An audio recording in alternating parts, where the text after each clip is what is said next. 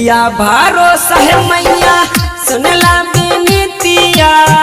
इतना ताकारा उपकार है बबुआ आयांसु पर फेरी दाना जरिया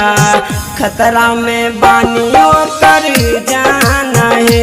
मैया बबुआ आयांसु पर फेरी दाना जरिया खतरा में बानियों कर जाना है। अलिया दुवरिया है मैया सुनला गोहरिया करै छी तोहर हम पुकार है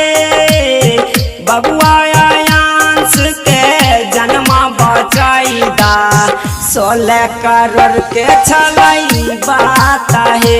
मैया बबुआ आयांस के जन्मा बचाईदा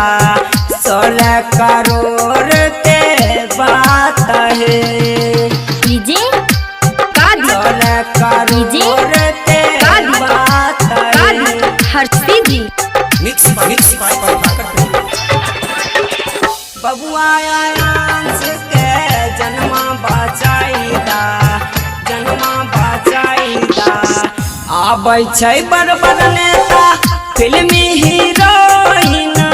कहै छै होतै उपचार हे नव दिन नवरात्र होतै कलशा बैठै बा अंगने में करबा पूजा पाठ हे मैया नव दिन नवरात्र होइ छै कलशा बैठै बा अंगने में करबा पूजा पाठ हे पुरहा बजरिया से मैया चुंदरी मांगलिया नारियल मांगलिया हम गेर से श्रद्धा से भक्ति भजन तोहर हम गैलिया फेरी हा नजरिया तू आयांस पे मैया श्रद्धा से भक्ति भजन तोहर हम गैलिया फेरी हा नजरिया तू आयांस पे।